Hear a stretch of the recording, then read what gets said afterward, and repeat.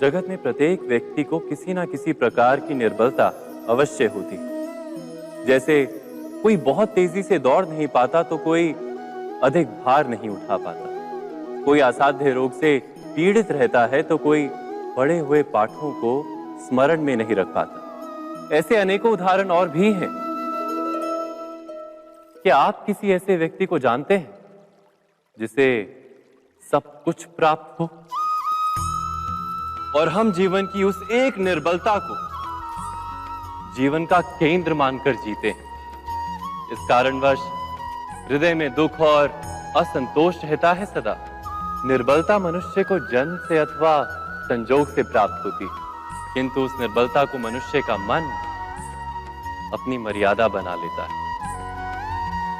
किंतु कुछ व्यक्ति ऐसे भी होते हैं जो अपने पुरुषार्थ और श्रम से उस निर्बलता को पराजित कर देते हैं। क्या भेद है उनमें और अन्य लोगों में? यह आपने कभी विचार किया है? सरल सा उत्तर है इसका। जो व्यक्ति निर्बलता से पराजित नहीं होता, जो पुरुषार्थ करने का साहस रखता है हृदय में, वो निर्बलता को पार कर जाता है। अर्थात निर्बलता अवश्य ईश्वर देता है, किंतु मर्यादा मनुष्य का मन ही निर्मित करता है। स्वयं विचार कीजिए।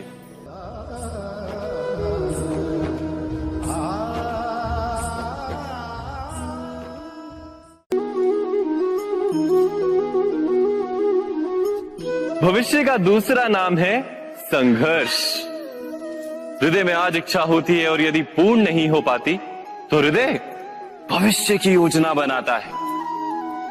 भविष्य में इच्छा पूर्ण होगी ऐसी कल्पना करता रहता है, किंतु जीवन ना तो भविष्य में है ना अतीत में। जीवन तो इस क्षण का नाम, अर्थात इस क्षण का अनुभव ही जीवन का अनुभव।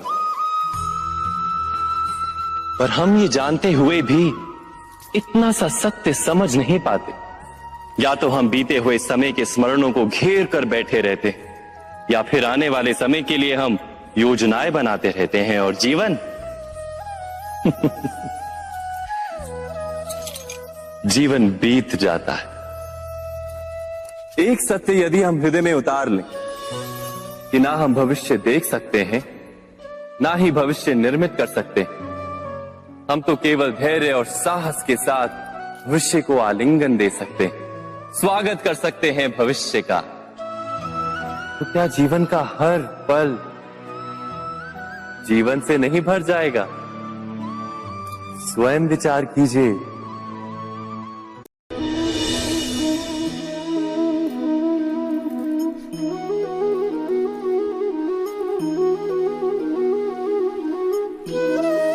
ज्ञान प्राप्ति सदा ही समर्पण से होती है, ये हम सब जानते हैं।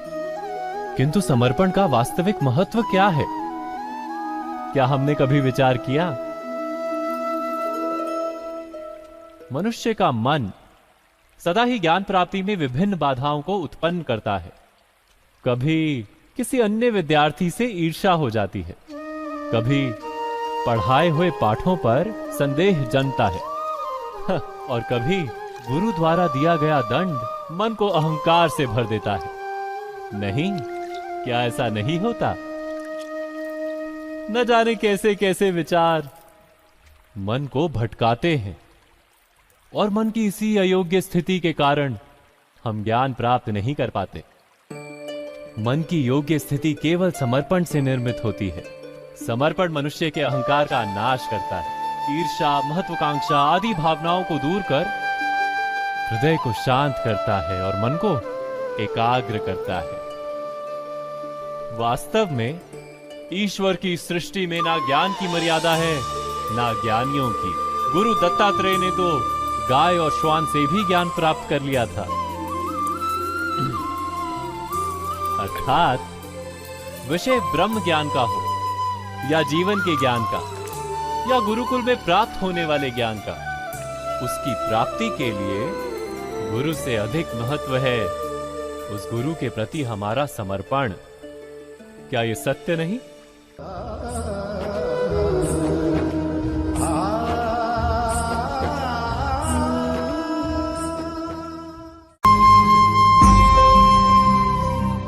प्रत्येक मनुष्य के जीवन में ऐसा क्षण अवश्य आता है जब सारे स्वप्न, सारी आशाएं, सारे दृश्य ध्वस्त हो जाते हैं। जीवन के सारे आयोजन ही बिखर जाते हैं। एक और धर्म होता है और दूसरी ओर सुख।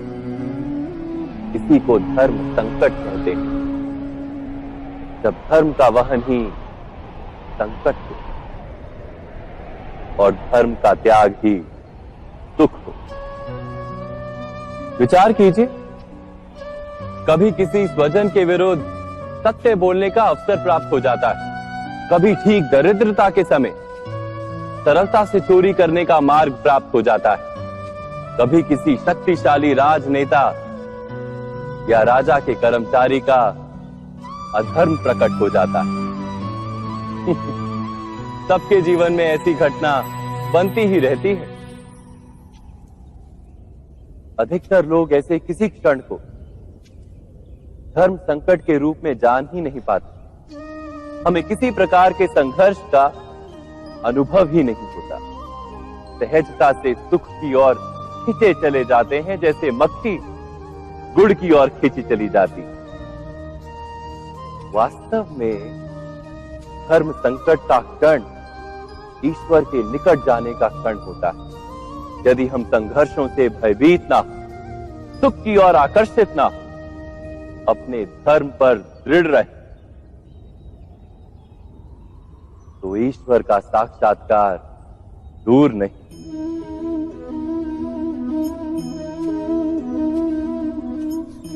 पवन से युद्ध करने वाला पत्ता यदि पेड़ से गिरता है तो भी आकाश की ओर उठता है।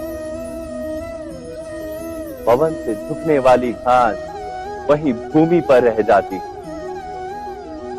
अर्थात धर्म संकट से यदि हम संकट को ही टाल दें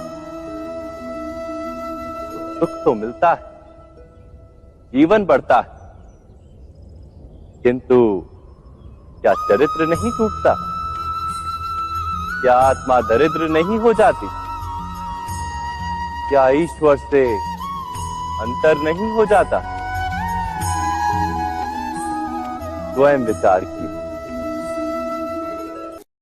दो व्यक्ति जब निकट आते हैं तो एक दूसरे के लिए सीमाएं और मर्यादाएं निर्मित करने का प्रयत्न अवश्य करते हैं। हम यदि सारे संबंधों पर विचार करें तो देखेंगे कि इन सारे संबंधों का आधार यही सीमाएं हैं जो हम दूसरों के लिए निर्मित करते हैं। और यदि अनजाने में भी कोई अन्य व्यक्ति इन सीमाओं को तोड़ता है तो उसी क्षण हमारा हृदय क्रोध से भर जाता है। इन सीमाओं का वास्तविक रूप क्या है? क्या हमने कभी विचार किया? सीमाओं के द्वारा हम दूसरे व्यक्ति को निर्णय करने की अनुमति नहीं देते। अपना निर्णय उस व्यक्ति पर थोपते हैं, अर्थात किसी की स्वतंत्रता का अस्वीकार करते हैं। और जब स्वतंत्रता का अस्वीकार किया जाता है तो उसका हृदय दुख से भर जाता है। और जब वो सीमाओं को तोड़ता है तो हमारा हृदय क्रोध से भर जाता है। क्या ऐसा नहीं होता?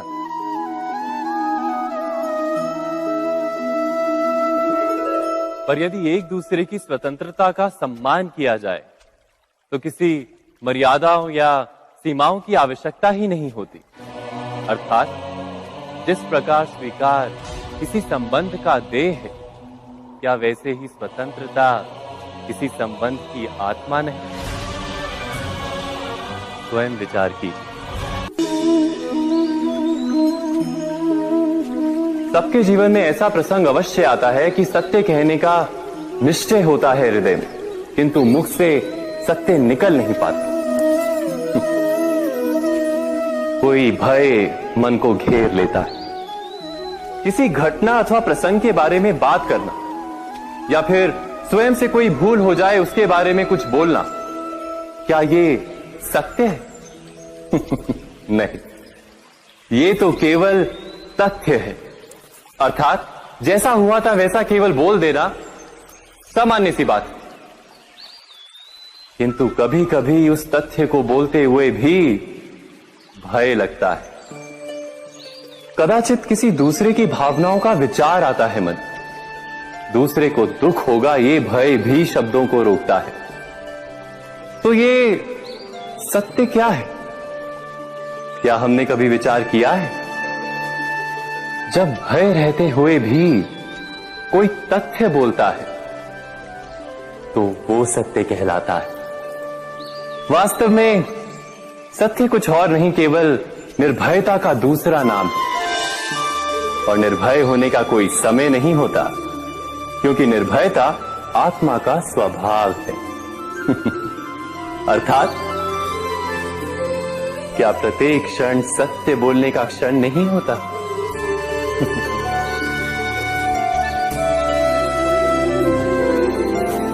स्वयं विचार कीजिए।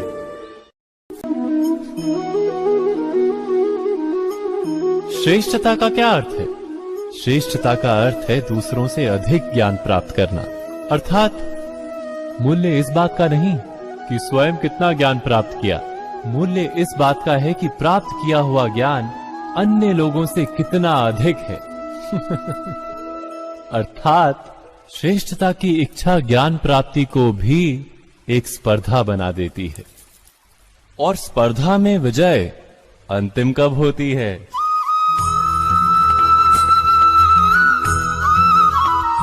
कुछ समय के लिए तो श्रेष्ठ बना जा सकता है, किंतु सदा के लिए कोई श्रेष्ठ नहीं रह पाता। फिर वही असंतोष, पीड़ा और संघर्ष जन्म लेता है। किंतु श्रेष्ठ बनने के बदले यदि उत्तम बनने का प्रयत्न करें तो क्या होगा? उत्तम का अर्थ है कि जितना प्राप्त करने योग्य है वो सब प्राप्त करना, किसी से अधिक पाने की इच्छा से नहीं, मात्र आत्मा की तृप्ति हेतु कुछ प्राप्त करना। उत्तम के मार्ग पर किसी अन्य से स्पर्धा नहीं होती, स्वयं अपने आप से स्पर्धा होती है। अर्थात उत्तम बनने का प्रयत्न करने वाले को देर अबेर सारा ज्ञान प्राप्त हो जाता है, बिना प्रयत्न के ही वो श्रेष्ठ बन जाता है। किंतु जो श्रेष्ठ बनने का प्रयत्न करता है वो श्रेष्ठ बने या ना बने, उत्तम कभी नहीं बन पाता।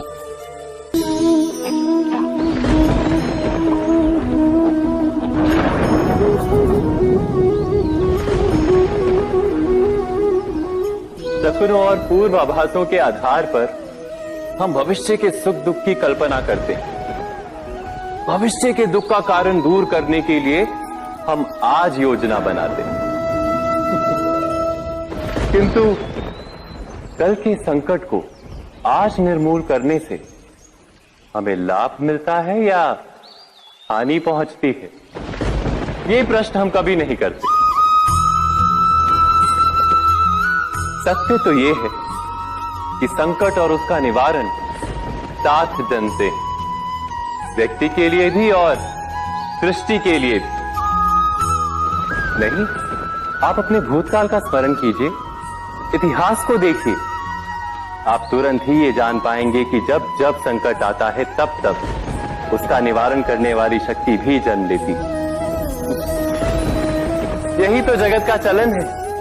वस्तुतः संकट ही शक्ति के जन्म का कारण है। प्रत्येक व्यक्ति जब संकट से निकलता है तो एक पद आगे बढ़ा होता है, अधिक चमकता है, आत्मविश्वास से अधिक भरा होता है, न केवल अपने लिए अपितु विश्व के लिए भी। क्या ये सत्य नहीं? वास्तव में संकट का जन्म है एक अवसर का जन्म, अपने आप को बदलने का, अपने विचारों को ऊंचाई पर करने का अवसर, अपनी आत्मा को बलवान और ज्ञान मंडित बनाने का अवसर। जो ये कर पाता है उसे कोई संकट नहीं होता, किंतु जो ये नहीं कर पाता वो तो स्वयं एक संकट है विश्व के लिए। विचार कीजिए।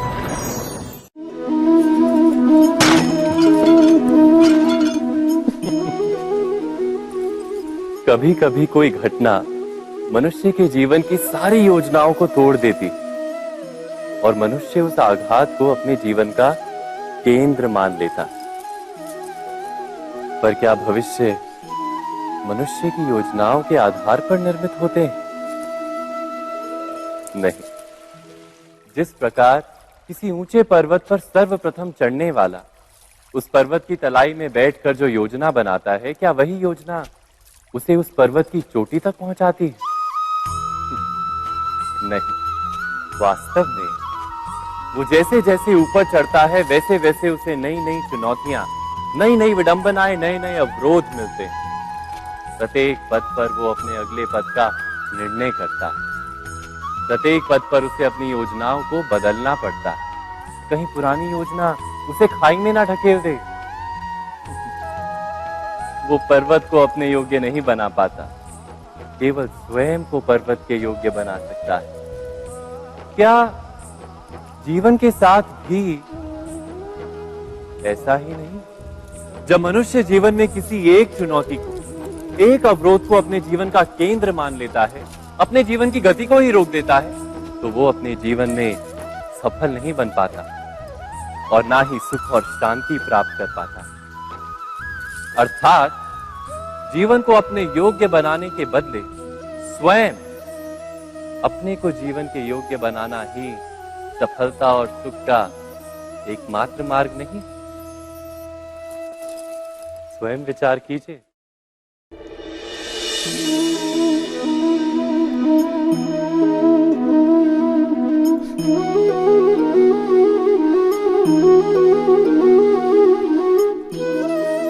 जीवन का हर क्षण निर्णय का क्षण होता है। प्रत्येक पद पर दूसरे पद के विषय में कोई निर्णय करना ही पड़ता है और निर्णय अपना प्रभाव छोड़ जाता है। आज किए गए निर्णय भविष्य में सुख अथवा दुख निर्मित करते हैं, ना केवल अपने लिए, अपने परिवार के लिए भी, आने वाली पीढ़ियों के लिए भी। जब कोई दुविधा सामने आती है तो मन व्याकुल हो जाता है, अनिश्चय से भर जाता है। निर्णय का वो क्षण युद्ध बन जाता है और मन बन जाता है युद्ध भूमि। अधिकतर निर्णय हम दुविधा का उपाय करने के लिए नहीं, केवल मन को शांत करने के लिए लेते हैं। पर क्या कोई दौड़ते हुए भोजन कर सकता है? नहीं। तो क्या युद्ध से जूझता हुआ मन कोई योग्य निर्णय ले पाएगा? वास्तव में शांत मन से जब कोई निर्णय करता है तो अपने लिए सुखद भविष्य बनाता है, किंतु अपने मन को शांत करने के लिए जब कोई निर्णय करता है तो वो व्यक्ति भविष्य में अपने लिए कांटों भरा वृक्ष लगाता है। स्वयं विचार कीजिएगा।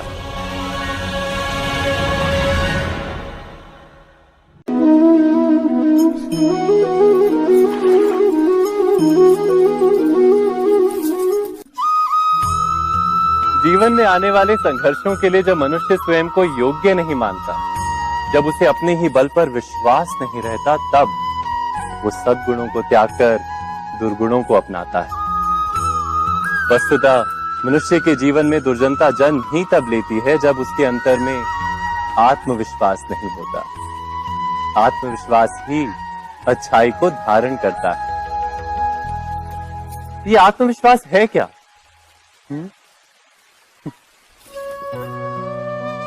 जब मनुष्य ये मानता है कि जीवन का संघर्ष उसे दुर्बल बनाता है, तो उसे अपने ऊपर विश्वास नहीं रहता। वो संघर्ष के पार जाने के बदले संघर्ष से छूटने के उपाय ढूंढने लगता है। किंतु जब वो ये समझता है कि ये संघर्ष उसे अधिक शक्तिशाली बनाते हैं, ठीक जैसे व्यायाम करने से देह की शक्ति बढ़ती, तो प्रत्येक संघर्ष के साथ उसका उत्साह बढ़ता है। अर्थात आत्मविश्वास और कुछ भी नहीं, मन की स्थिति, जीवन को देखने का दृष्टिकोण मात्र है। और जीवन का दृष्टिकोण तो मनुष्य के अपने वश में होता है। स्वयं विचार कीजिए।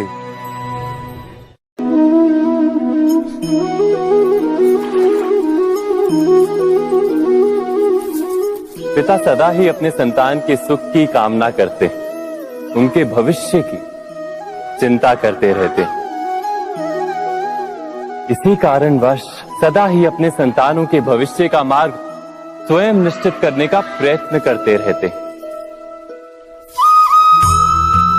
जिस मार्ग पर पिता स्वयं चला है, जिस मार्ग के कंकर पत्थर को स्वयं देखा है, मार्ग की छाया, मार्ग की धूप को स्वयं जाना है, उसी मार्ग पर उसका पुत्र भी चले, यही इच्छा रहती है हर पिता की। निस्संदेह उत्तम भावना है ये, किंतु 3 प्रश्नों के ऊपर विचार करना हम भूल ही जाते हैं। कौन से प्रश्न? प्रथम प्रश्न, क्या समय के साथ प्रत्येक मार्ग बदल नहीं जाते? क्या समय सदा ही नई चुनौतियों को लेकर नहीं आता? तो फिर बीते हुए समय के अनुभव नई पीढ़ी को किस प्रकार लाभ दे सकते हैं? दूसरा प्रश्न, क्या प्रत्येक संतान अपने माता पिता की छवि होता है?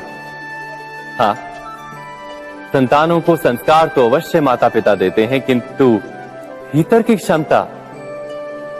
क्षमता तो ईश्वर देते हैं। तो जिस मार्ग पर पिता को सफलता मिली है, विश्वास है कि उसी मार्ग पर उसकी संतानों को भी सफलता और सुख प्राप्त होगा।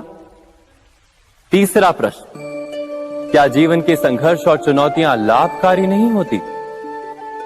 क्या प्रत्येक नया प्रश्न एक नए उत्तर का द्वार नहीं खोलता? तो फिर संतानों को नए नए प्रश्नों, संघर्षों और चुनौतियों से दूर रखना, ये उनके लिए लाभ करना कहलाएगा या हानि पहुंचाना? अर्थात जिस प्रकार संतान के भविष्य का निर्माण करने के बदले उसके चरित्र का निर्माण करना श्रेष्ठ है, वैसे संतानों के जीवन का मार्ग निश्चित करने के बदले उन्हें नए संघर्षों के साथ जूझने के लिए मनोबल व ज्ञान देना अधिक लाभदायक नहीं होगा? स्वयं विचार